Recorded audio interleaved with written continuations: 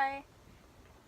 Yeah, it's still pretty dark. I tried to park under this light fixture thing, and I wanted to show you guys my thing that I'm wearing. It's like a lace. I'm drawing a blank. I don't know what they're called, but it kind of looks like I'm grieving with this. I've been wearing it like every day, and then it has like this yeah, you can't see it, this like fringe detail at the end. I was feeling kind of inspired because I was watching a lot of bunny videos. She's talking about how it helps her get over her anxiety and just kind of open up more. I've thought about making videos before, mostly to develop my speaking skills, even though I'm not in front of a crowd right now or anything.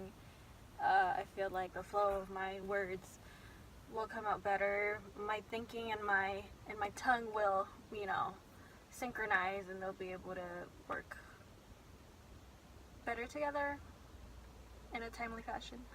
I went to Savers, which is like a thrift store. I went because there was a half off book sale, and I walked out, let's count them, hold on, 5, 6, I hope I didn't count that wrong, it's pretty dark in here. Okay, so I thought, okay, well I could just share what I bought, because I had a lot of reasons why I bought these different books, so you know, that would be a kind of a good topic to start with. Okay, so first off, I was in the literature or classic section. The first one not the first one I picked up, but one of the ones I picked up was Crime and Punishment. I read it in high school, because I was taking AP literature. I was like kind of reading the summary on the back because it had been a while, and like it said here, Crime and Punishment takes the reader on a journey into the darkest recesses of the criminal and depraved mind and exposes the soul of a man possessed by both good and evil.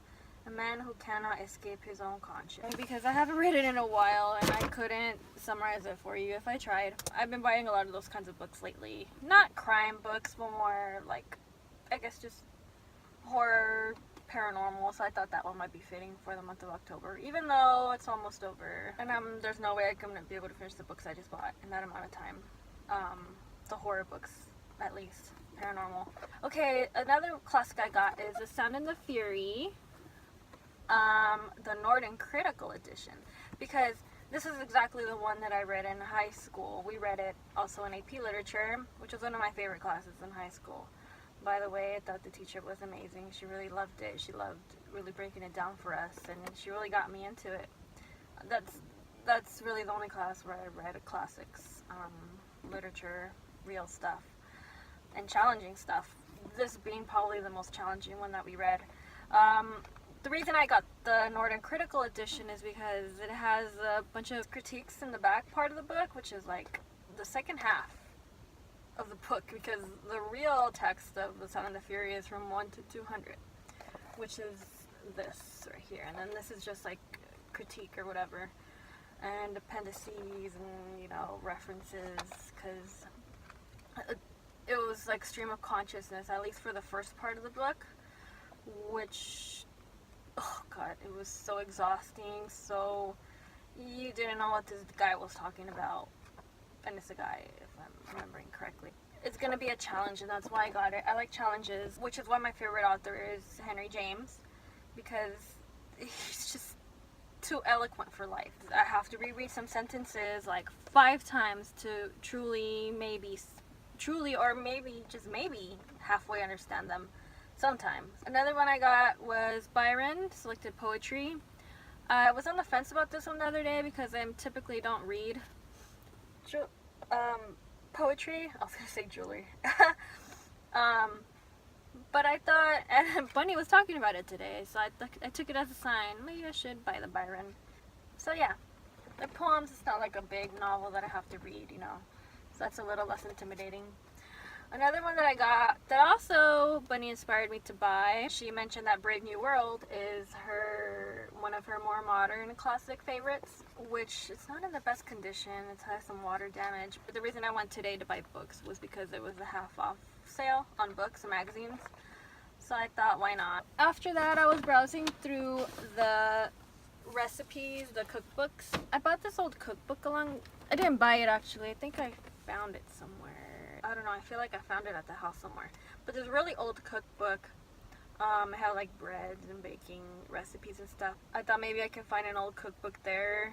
I feel like that'd be cool. You know, just I feel like it's cool because you can look at the way that people used to cook. You know, it kind of takes you to a certain time or a certain place. Well, this is what people ate. This is what people look forward to. This is what people made for their children and their husbands or their wives or whatever. I feel like it's a way to travel back and understand people.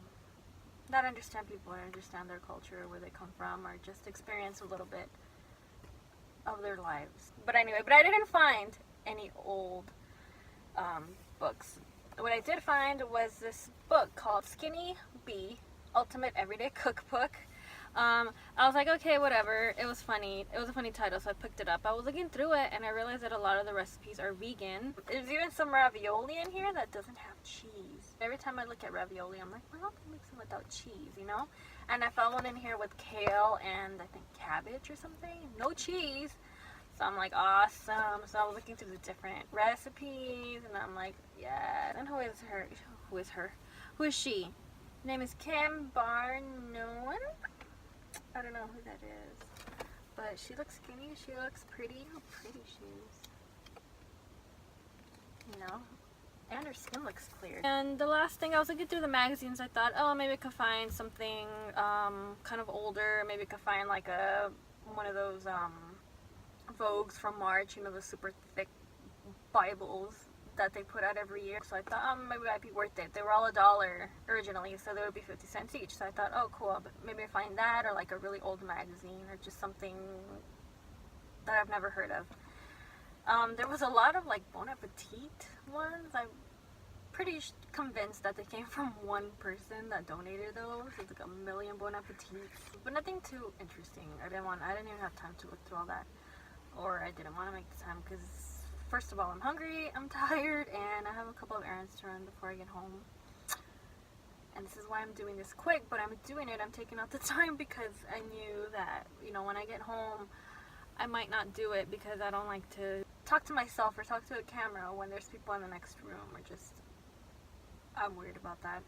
Okay, so what I found is, it's called Thrive, Plant-Based Culture, Food, Lifestyle, which I am all for. There's a lot of stuff on here. I see sweet potato fries. Oh, that's a tall stacked burger. Avocado toast. Oh, that's so pretty. I wish I had the time to do that, or the energy, with flowers, edible flowers, and papaya. Ew, I hate papaya. But it looks really colorful. And it looks like it's half. Oh, it's one of those that you flip over. Ew, avocado. Oh, those avocado burgers where you use avocado for the bun. I would never think about that. I would never do it. I can't even stand looking at it, because I just feel like, just by looking at it, like it's just gonna like topple over. And how the heck do you hold all this in between avocado buns? Like, what the heck? I would never. Whoa, this avocado toast is it toast? It's elaborate. I'm like tripping out on this cover. I think it's just aesthetic, because I would never make, unless it was like Thanksgiving or some kind of special occasion. Well, I'm done. I'm gonna go to Whole Foods. I'm gonna buy a vegan sandwich for me and the boyfriend. Okay, see you on the other side on YouTube. Bye. YouTube. Bye.